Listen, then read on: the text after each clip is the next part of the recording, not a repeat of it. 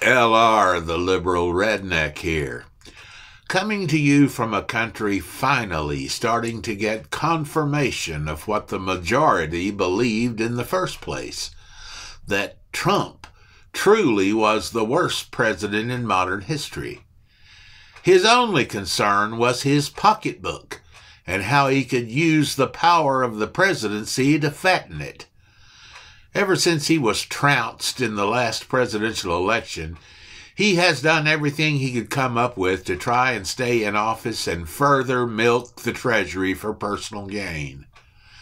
His lawyers had to have a Law School 101 discussion with him when he realized the election was lost and asked why the Supreme Court couldn't simply help him steal it, explaining to him how the Supreme Court works like you would a school child.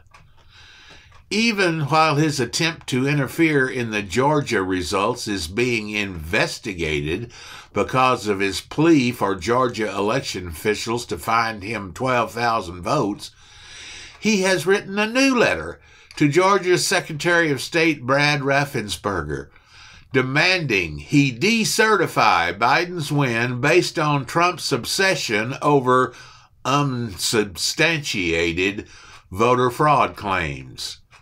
In not one, not two, but three separate recounts, it's been confirmed that Biden beat Trump in Georgia by 12,000 votes. Surprising no one, the Trump letter is chock full of lies and incorrect information. The letter, which was sent via email, accused both fellow Republican Raffensperger and Republican Governor Brian Kemp of doing a tremendous disservice to the state and nation. He describes the country as being systematically destroyed by an illegitimate president and urges that the truth must be allowed to come out, as covered by the New York Daily News. The truth is, of course, that Trump lost the election and he can't face reality. His panic has been intensified by his post-presidential failures. His flagship property in New York City, Trump Tower, is losing commercial and residential occupants at an alarming rate, and no one wants in, despite massive price reductions. He provided commentary for a prize fight that only drew 150,000 subscribers, when a similar one had drawn 1.6 million.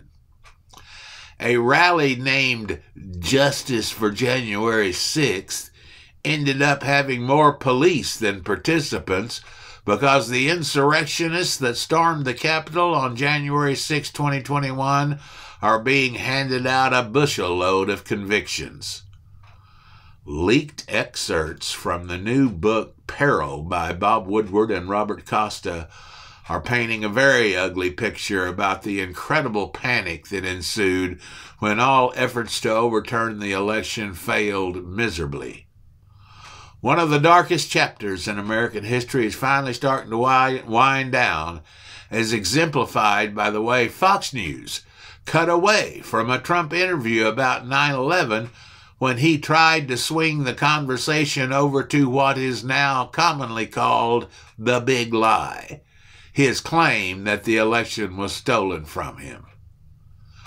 Foreshadowing what Trump can expect from the committee investigating the January 6th attack is a report describing Speaker of the House Nancy Pelosi's remarks to General Milley a few days after the event. I quote, "Trump used force against another branch of the government and he's still sitting there. He should have been arrested on the spot. He launched a coup d'etat against us so he could stay in office. And the Republicans have blood on their hands for enabling him." End quote. Pissing off the Nancy will not end well for Fat Donnie and the rest. You can reach me at theliberalredneck@gmail.com, and you can visit live with me and my talented colleagues for our weekly wrap-up every Friday at noon Central on blogtalkradio.com/theliberalredneck. And you can also listen to episodes at houseofpublicdiscourseradio.com. Thanks for watching.